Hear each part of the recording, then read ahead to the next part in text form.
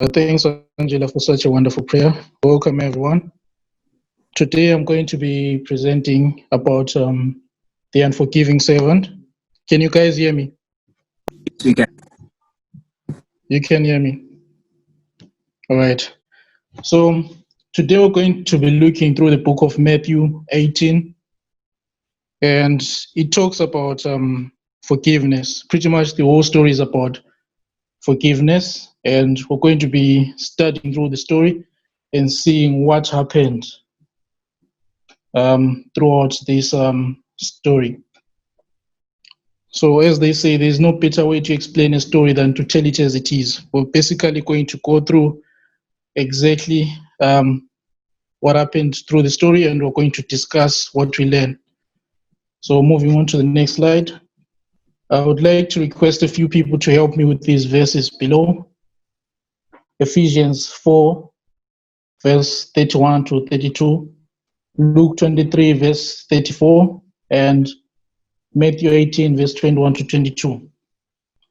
So Isaac, if you can help me with Ephesians 4, verse 31 to 32.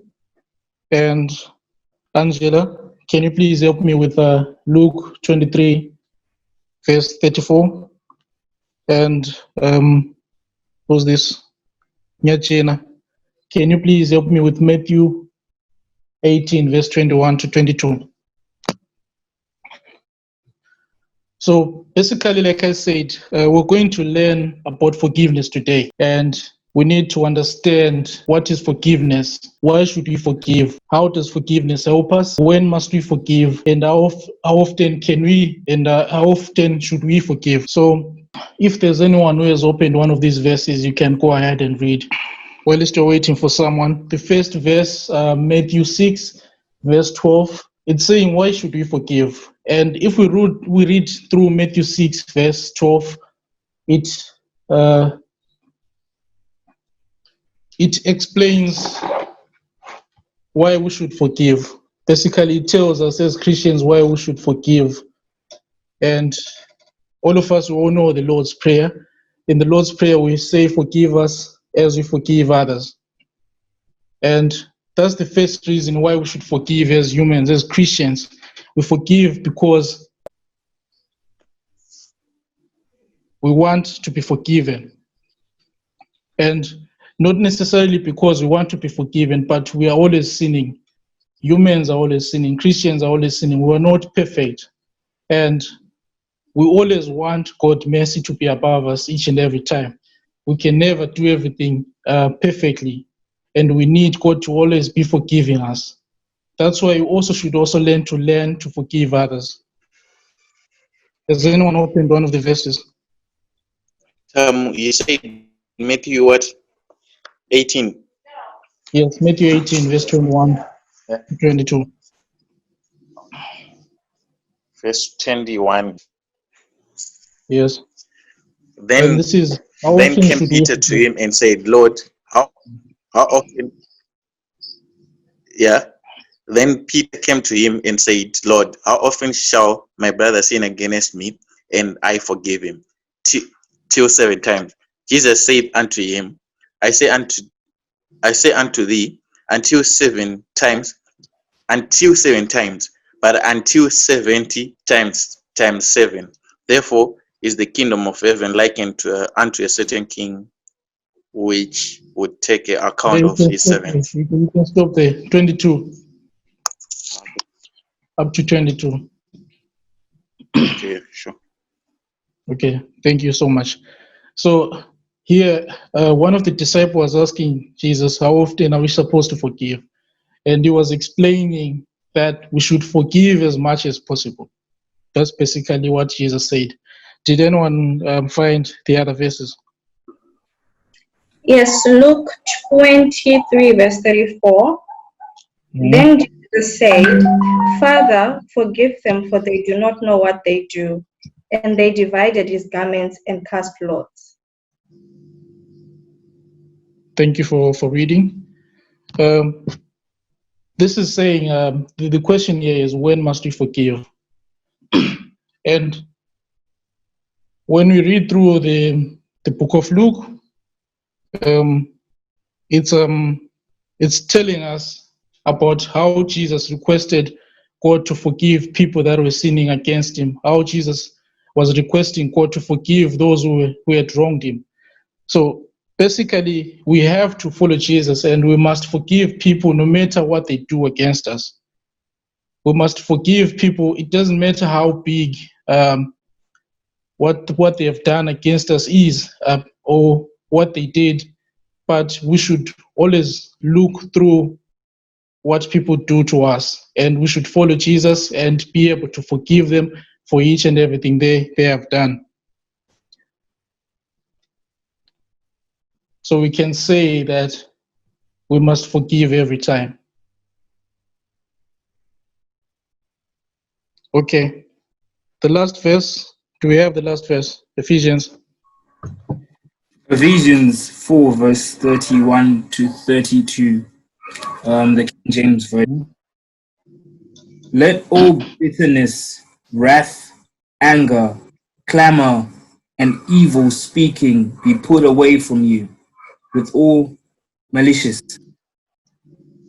And be kind to one another, tender-hearted, forgiving one another, even as God in Christ forgave you. Amen. Thank you, Isaac. So the question here on this verse is, how does forgiveness help us?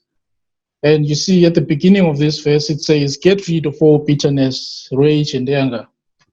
If we forgive others, we're going to be free. We're going to be set free from forgiveness. We're going to be set free from anger. And we're going to be set free from bitterness. Usually when we have these things, it means we're holding something in our hearts. And if you're holding something in your heart, you're always going to have a heavy heart until you release that thing. So by forgiving others, you're actually setting free of yourself. You're forgiving yourself. By forgiving others, you're making sure that your heart is pure every time. And when the time of prayer comes, you don't have something heavy on your heart, and you can fully focus on praying and worshiping God. So we should forgive so that we get rid of anger, bitterness, and set our hearts free. So we shall move on to the story itself, and the next slide is going to explain what happened at Matthew 18. So Matthew 18 verse 23 to 24 reads, therefore the kingdom of heaven is like a certain king who wanted to settle accounts with his servants. And when he had begun to settle accounts, one was brought to him who owed him 10,000 talents. I'm sure the verses are clear enough. Let's move on to the next slide. On the previous slide, it was explaining that the king wanted to settle accounts with his servants. And there was a man who was brought to him. Matthew 25 reads, but as he was not able to pay, his master commanded that he sold with his wife and children and all that he had, and that payment be made. The servant therefore fell down before him, saying, Master, have patience with me, and I will pay you all. As the master was requesting what the servant owed, the servant clearly couldn't pay all the debts that he owed, and he begged for forgiveness. He begged that his master should forgive him, and he should be patient with him, so that he may what? He may pay everything that he owed. Let's move on to the next slide. And what did the master do? The master of the servant was moved with compassion, released him, and forgave him the debt. The next slide says that after the man was forgiven and after the master had set him free of his debt, he walks out. And this was a man who had just been forgiven from a very huge debt that almost cost him his life. But regardless of how big what he owed was, the master was able to forgive him and he was able to set him free. And we would all expect that this man was supposed to be changed by what had happened at this moment. It was supposed to transform him. If he was a man who did not forgive, at least for that day, he was supposed to be lenient with others. At least for that day, he was supposed to show mercy to other people, like how the master treated him. But as the man was walking out, as the servant was walking out, he found one of his fellow servants who owed him some money. I guess this denarii should be money, 100 denarii, and he laid hands on him and took him by the throat. So this man had just been forgiven by the master, and the first thing that he does when he walks out and sees someone who owes him, he starts claiming his money in a violent way. He did not even give the man a chance to talk. He didn't give the man a chance to explain. But the first thing that he did was laying hands on the man. And you wouldn't expect to see this from a man who had just been forgiven from a very huge debt. But this is how he acted. And whilst he was strangling this man, he was shouting, "Pay me back what you owe." And people were watching. Whilst the man was doing all this, people were watching. People had seen him begging for forgiveness at his master's feet, and now they are watching him trying to get what the man owed him through violence. And his fellow servant at this moment, he fell down just like what the man had done to his king, to his master, and he begged him for forgiveness. "Have patience with me, and I will pay you all." But as we move on to the next slide, I want to ask you guys, what do you think the servant was supposed to do next? He just went to his master, and his master told him that he had to pay, and he couldn't pay. So he asked for forgiveness, and the master forgave him. He didn't hesitate, the master. No matter how much the debt was, but he still managed to forgive him. And as the man was walking out, he sees someone who owes him, and what he does first is to strangle that man. And the man does the same thing that guy did a few minutes ago at the master. He fell down and he started begging for forgiveness. What do you guys think the guy was supposed to do here? That's an open question. Hello, can you hear me? Yeah, we can. Okay. I think even if let's say we don't rush to forgive, to saying your debt is cleared, at least you are supposed to, since this same thing had happened to him, you are supposed to at least talk to him well and say, okay, so when do you think you can give me the money or something like that? But what we would expect is you'd forgive him of the debt, since he was forgiven as well. But if he couldn't do that, at least he was supposed to be kind in how he speaks to the man. Exactly. Well said. Well, even though the man wasn't as lenient as his master, we could tell from his actions here that the man wasn't a patient man. But even though he wasn't a patient man, based on what had happened that very same day, at least the man was supposed to be understanding. At least he should have given the other guy a platform to explain himself. He should have given the other servant to explain himself, and at least work out a payment plan that was going to be reasonable. But that's not what the man did. So the next slide is going to show you what the man did. Yeah, the man literally looked like an angry emoji. He wasn't taking any of that. The man wanted his money, and he did not give the other guy a chance to explain himself. And he went on and threw the other servant in prison. And not only did he throw the other servant in prison, he threw him in prison, and he demanded that he shall be released when he pays his debt. So he is in prison now, he's chained, and he's supposed to pay the debt. That's the only condition that will help him to be released in prison. As this man was doing all this, his fellow servants were watching. People were watching what he was doing. And people knew what had happened that day. This was like a few minutes after the man was forgiven by the master. So when the fellow servants saw that what had happened, they were very grieved and came and told their master all that had been done. When his master, after he had called him, said to him, "You wicked servant, I forgave you all the debt because you begged me. Should you not also have had compassion on your fellow servant, just as I had pity on you?"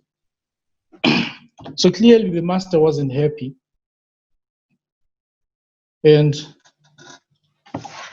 it's pretty obvious why the master wasn't happy. Not only the master forgave the man of his debt because he was just being kind to him, but that was a silent lesson. That was a silent lesson to teach him how he should treat others, how he should treat his neighbors. And that was a lesson clear enough to be followed. The man wanted to be forgiven. And if you want to be forgiven, you should also learn to forgive others. As the Bible says, treat your neighbor like how you would want to be treated. And his master was angry and delivered him to the torturers until he should pay all that was due to him. And this sounds very harsh. If you're reading it from this angle, it sounds very harsh. Like the master was very, very angry. But the master basically did what the man had done to his other fellow servant. This is exactly, and it's actually even less because he didn't strangle him himself. At least he ordered some other people to do the tortures, but it's the same thing that he had done to the other guy. It's the same thing that he had done to his neighbor, to his fellow servant. And that's what he got in return. So verse 35 below the picture here, it says that my heavenly Father will also do to you if each of you from his heart does not forgive his brothers. Sorry guys, I can't clearly see if I'm skipping a few sentences here, my glasses are no longer working. But basically, Jesus was explaining to the people here that if you do not forgive others, you shall be treated how you treated others. So you should learn that you should treat other people the same way that you want to be treated. If you want other people to have mercy on you, you should learn to forgive. If you want other people to treat you nicely, you should learn to forgive. And another thing that is interesting in this story is this man didn't even try to hide his bad acts. He went there in public and he started being violent. Soon after, people were watching him being forgiven. And people might not be there to watch every time, but this doesn't mean that you should not forgive others because people are not watching. You should forgive other people, especially when other people are not watching.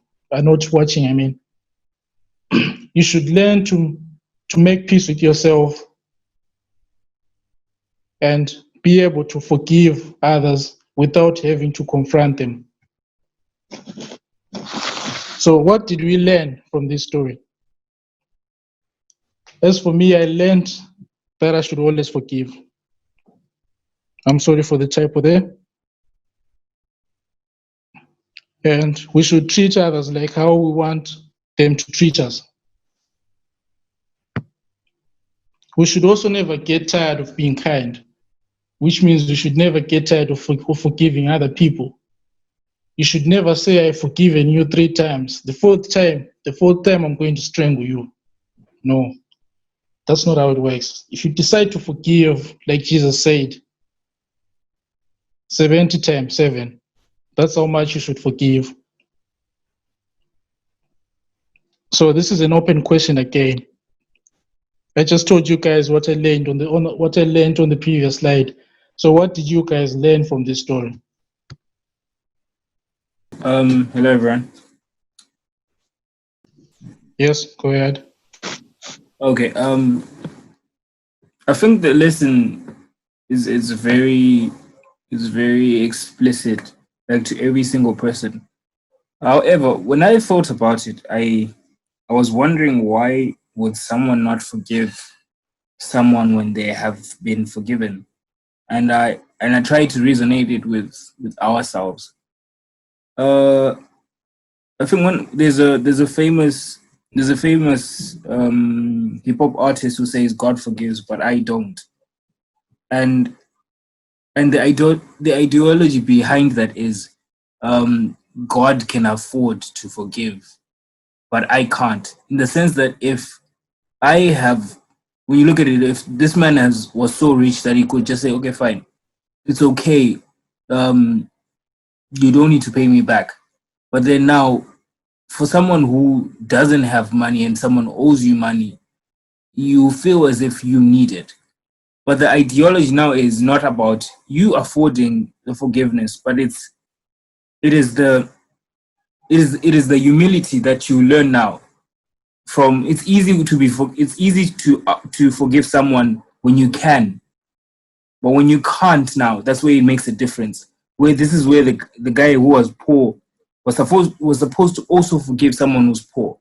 So now it becomes a test to all of us that forgiveness is not an easy thing. God, I don't think God is saying it's an easy thing, but that's where the test is, because if you learn to forgive someone when you can't, that's how you win in terms of this equation. So when I looked at it, I wasn't really quick to judge the man. I was like, oh, there are times whereby you can owe someone 10,000 and the guy has 20,000 already. It was like, okay, fine.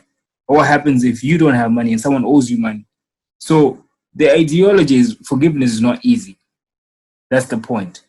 It might seem as if it's easy to God. I might not know really, but amongst ourselves, it's difficult.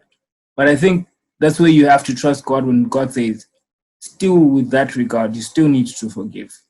And forgiveness is not entirely about the person, but at the end of the day, if you look at it, it's coming back to you as well. So this is a very interesting analogy, and I wanted us to really deeply think about it, because it's just easy to say, okay, fine, you were supposed to forgive, but think about it, it's not easy, especially when you seem as if you can't afford to forgive. That's my contribution.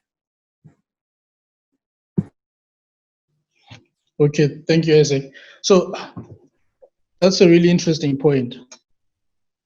I mean, when you were saying you were saying your point, I was thinking about this other verse, like you're explaining that sometimes it's not convenient for us to forgive, isn't?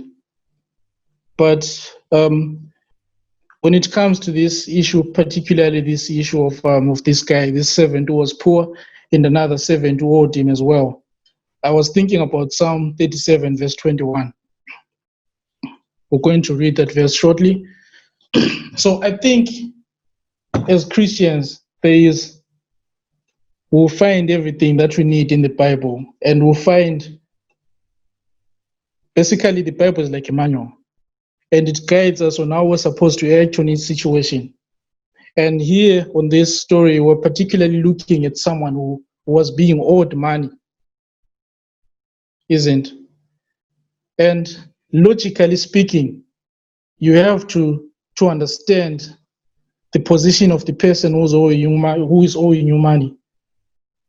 You also have to use logic sometimes. You can see that this guy, he has my money, but at this particular moment, he cannot afford paying me back.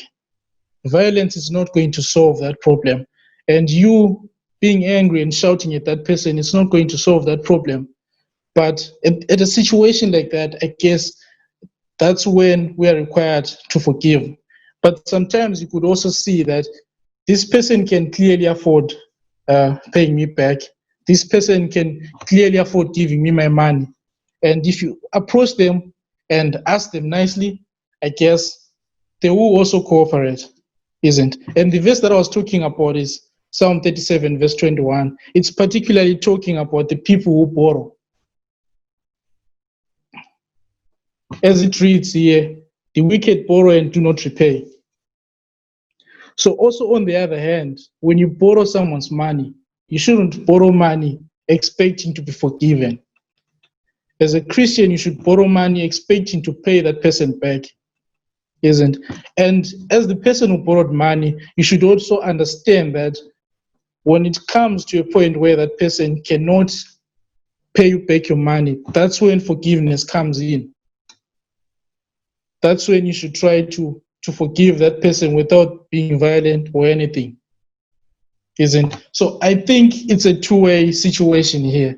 When you borrow money, you should understand, you should try to understand the other person each and every time.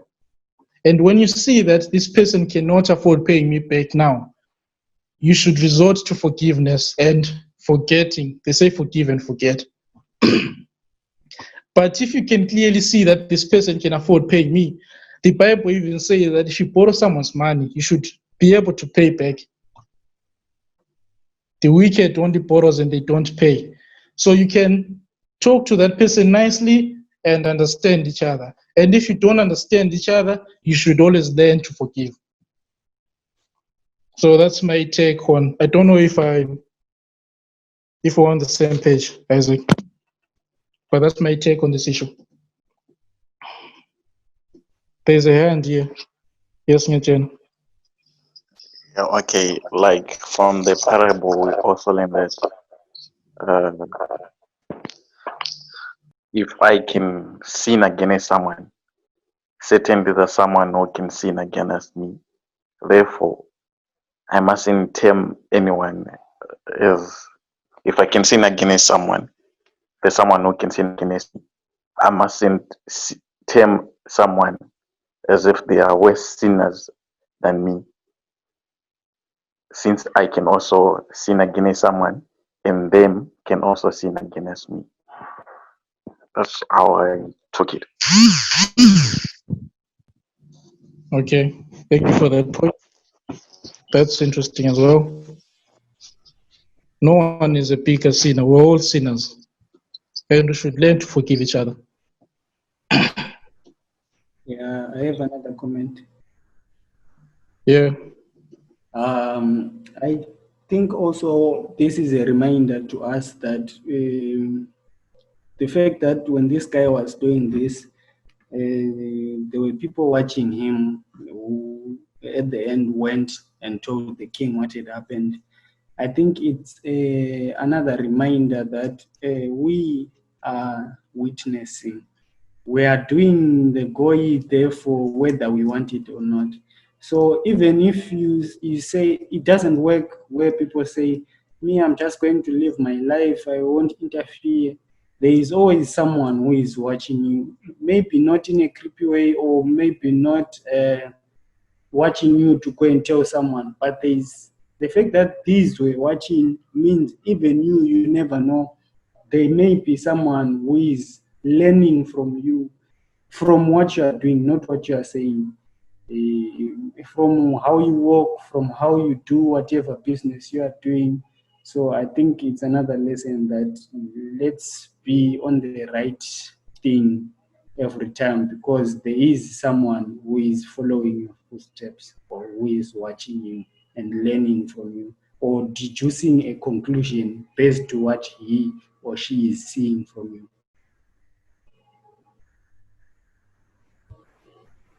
Yes, Opet. Thank you for that point. That's so true. We're always preaching as Christians. Our lifestyle is always preaching. Even when we're silent, we are preaching. Whatever we do, people are watching. And clearly, this parable showed us that people are always watching. Okay, we shall move on to the next slide, to the next question. Thank you all for your contribution.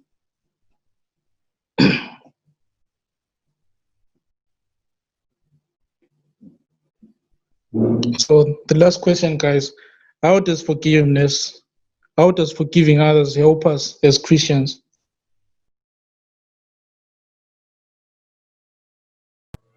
Well, I think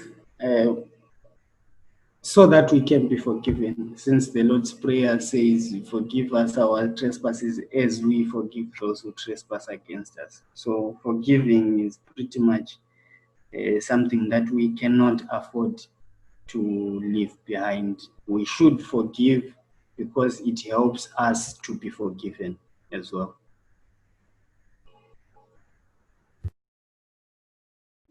Okay, so if you're not being forgiven, you're not going to forgive. No, it's not. It's actually the other way. It's not if I'm not going to be forgiven, I'm not going to forgive, but it's God forgiving me that is dependent on how I forgive others. Like God says, you cannot say you love me when you don't love your brother. So he's saying if you cannot do it vertically, it cannot go horizontal. If you cannot do horizontal, it cannot go vertical.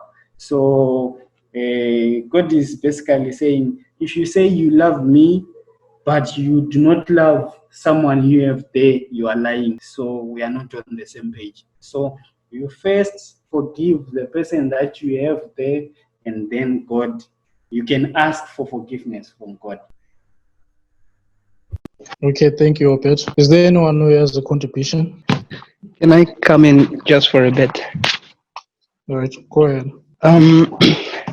From what I heard, Obed's explanation, to me, I understood that he kind of means it in a way that he perceives forgiveness as symbiotic. So I have to forgive in order to be forgiven.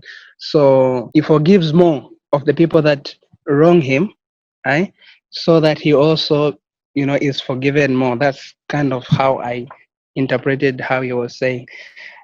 But the way I was looking at it, like it's not supposed to be like that, because when someone has wronged you, and it means that that person also isn't at peace.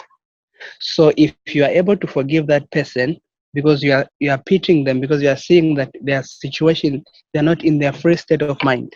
So being able to forgive that person so that they are at the right peace of mind. So you're at peace of mind because they are at peace of mind, and that actually brings that kind of well-being. Like there's a certain feeling of refreshment in you. I think that's what should keep us going. Others even say it's healthy. So I think that it's just that aspect of us wanting to live better and well with the people that surround us. So if there are situations around us, conflicts and all that seem to bring all these commotion that may cause us to ask forgiveness from one another, and if we're able to forgive each other so that we remain at peace and look on those things that actually made you conflict and talk about them, sometimes they can actually even strengthen your bonds as friends, as brothers, and whatever you are. So basically that's how I look at it. Okay, thanks, Nakufa. Thanks. I guess we also spoke about this at the beginning of this presentation. There is a verse that was read by Isaac, Ephesians 4, verse 31 to 32. By forgiving others, we get rid of all bitterness. We get rid of rage. We get rid of anger. So basically, when you're forgiving someone, you're not really saying that I'm forgiving you so that I'll be forgiven. But you're doing this to set free of yourself. When you forgive others, you're doing this for yourself. You're not doing it so that you can be forgiven more or for any other reason. So I partially agree with you. I don't know if there's anyone who has another contribution. Is there any other contribution? Okay, if there's nothing, I shall hand over back to Isaac. Thank you guys for your participation. I really appreciate your engagement. This was a fun discussion. Have a wonderful day.